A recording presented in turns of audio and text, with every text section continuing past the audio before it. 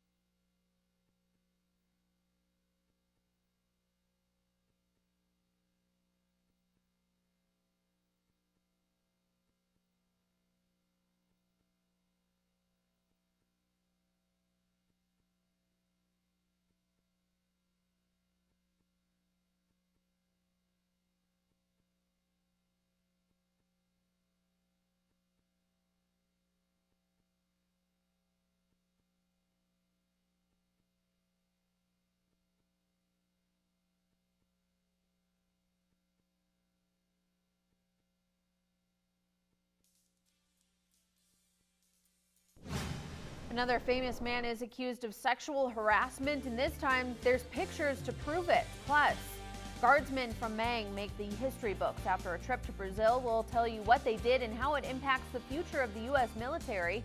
But first tonight, the session comes to a close, but at what cost? How state employee jobs and health insurance are on the line after both sides cut a deal in Helena.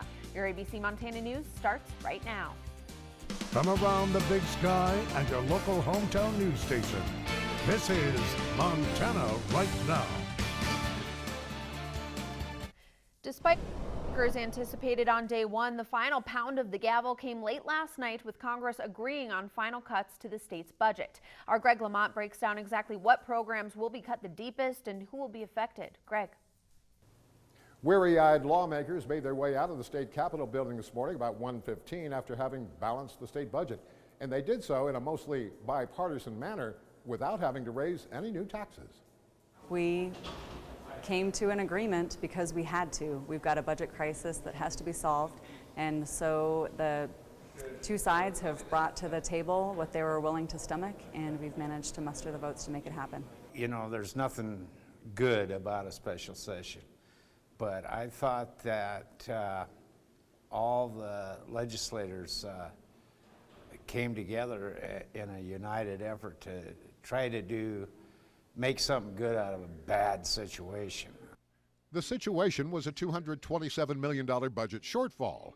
Governor Steve Bullock had proposed, among other things, $75 million in new taxes. But the Republican-controlled legislature managed to find other ways to raise the state out of the red without new taxes. Among the cuts, $15 million in state employee cuts that can be made by furloughing workers who make more than $50,000. A 10-year extension of a contract for the company that runs the private prison in Shelby in return for $32 million from that company. One of the last hurdles was a bill that would temporarily raise $30 million by charging the Montana State Fund a 3% management fee for its investments above $1 billion. The three big elements of government facing the greatest exposure to cuts included education, health care, and corrections. Both health care and corrections took hits, but not education, which is the state's biggest expense. Well, personally, I would have clipped them. I saw my property tax go up 17% this year. So, someone is getting more money, and but they weren't on the menu for whatever reason. I guess they have a good lobbyist. The budget shortfall was the result of projections 2 years ago that could not have anticipated grain and beef prices declining simultaneously, a much weaker energy market, and an extremely costly fire season. Some lawmakers say they can only pray economic conditions will improve between now and 2019 when the next full session of the legislature convenes. I'm Greg Lamont reporting from Helena. Back to you. And KFBB.com is where you'll find even more information regarding the details surrounding the special session. And while you're there, you'll also find other stories like the UN president officially taking a seat at the helm of the university, as well as what Fish, Wildlife and Parks has to say about chronic wasting disease as a second test confirms CWD in a mule buck harvested south of Billings. It's all available online at KFBB.com. In military news tonight, 28 Montana Air National Guardsmen are home today after spending about a week in Brazil on a deployment. And while the time away from Great Falls was short, their trip marked a historic moment in U.S. history. This is the first time Brazil and the U.S. have worked together on a military exercise since World War II. During their time, crews flew numerous missions, transporting both personnel and equipment back and forth from two major cities in Brazil. Leaders of the project say it was a privilege for them to work with their Brazilian counterparts. The Brazilian Air Force is a very professional entity. They're very professional aviators and officers and enlisted. So to go there and to learn how the other armed forces, especially the Air Force, work was very good. Lieutenant Colonel Trace Thomas says the military service from 38 countries were expected to observe, but the group from Mang was the only non-Brazilian crew to actually participate in the exercise.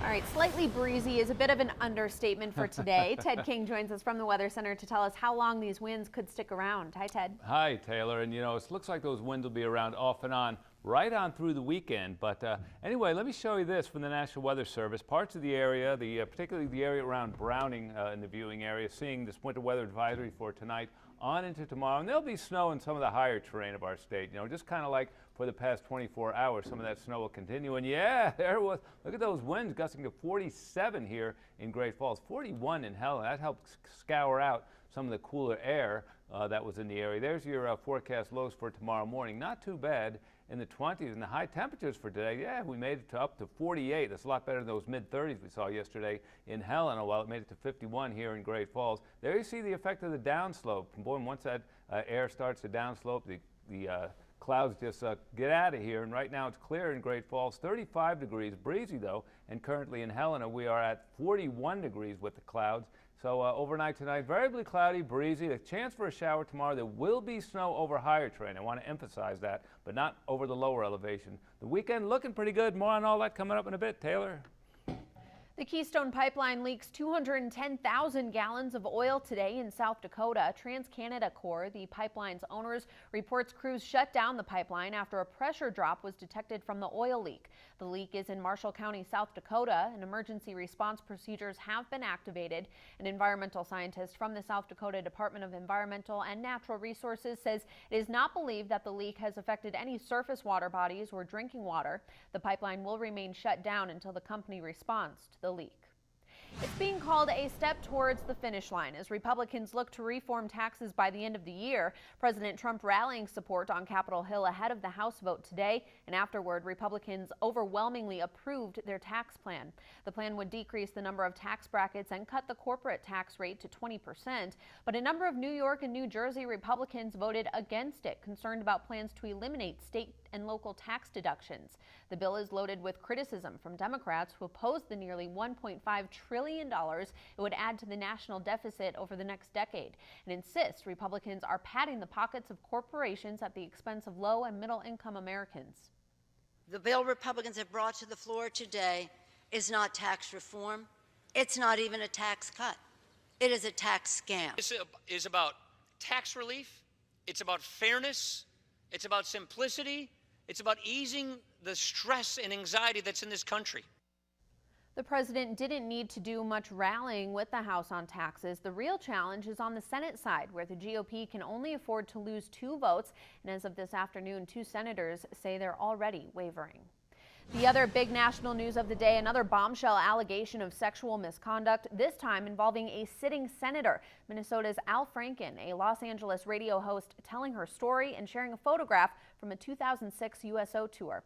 This photo of Leanne Tweeden asleep on a flight back to Los Angeles from a USO tour, just a part of her accusations against former comedian and current Minnesota Senator Al Franken. She says during a rehearsal in Afghanistan for a skit Franken wrote to perform for troops, the former SNL writer and actor forcibly kissed her. Franken responding in a statement that reads in part, "I'm sorry, while I don't remember the rehearsal for the skit as Leanne does, I understand why we need to listen to and believe women's experiences." And now reaction on Capitol Hill is Senate Majority Leader Mitch McConnell and Minority Leader Chuck Schumer call on the Ethics Committee to investigate. It's something Franken is asking for as well, stating that he will gladly cooperate. In Montana right now, police continue to investigate a body that was found in Billings last night. Melissa Scavelli is on the scene with the latest. And Melissa, what can you tell us?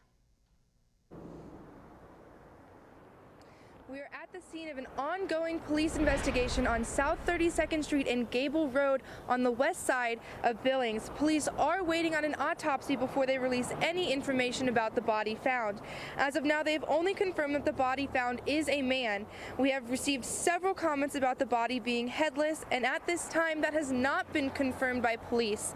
A little bit earlier, I did see a funeral van go back into the crime scene and remove 2 body bags, but that does not confirm anything yet. We are trying to confirm if one of the bags was for the carpet. The funeral van did look to be taking the body for an autopsy. I want to reiterate that the police have not confirmed anything about the victim besides the gender being a man. I also saw some police tape being taken down at the top of the hill on 32nd and the back of the crime scene, but the main crime scene is still blocked off. That is all the information that we have for now. I'll go ahead and send it back to you. Experts were expecting an ultra-rare painting by the legendary Leonardo da Vinci to nab a high dollar amount at auction, but they had no idea just how high. Jeremy Roth has today's Take a Look at This. A rare Leonardo da Vinci painting didn't hit the $100 million mark at auction like officials expected. Instead, it more than quadrupled that number, smashing world records. Da Vinci's Salvator Mundi sold for a record $450.3 million at Christie's in New York.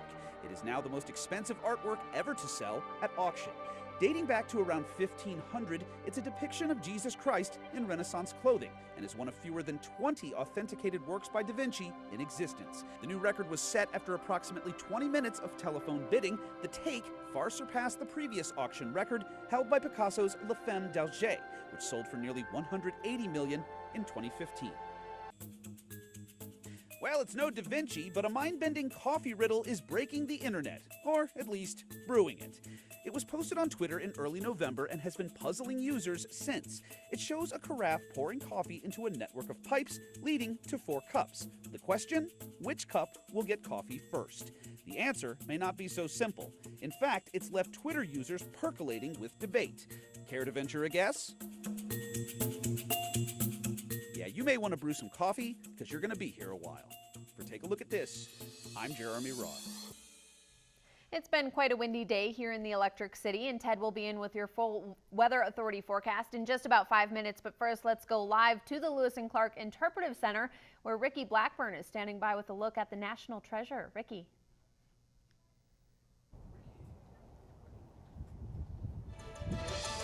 Yeah, Taylor, the Capitol tree just arrived here in Great Falls, Montana. Stay tuned, and I'll tell you about its journey across the country.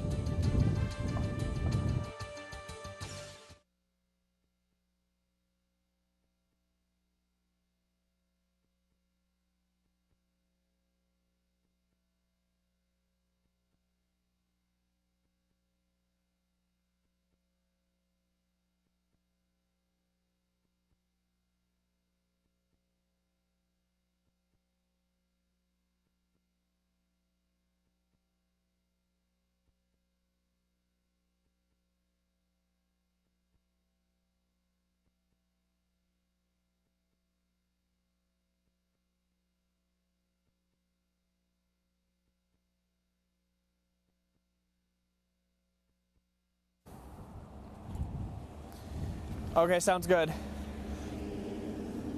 Well, Taylor, this tree was cut down in the Kootenai International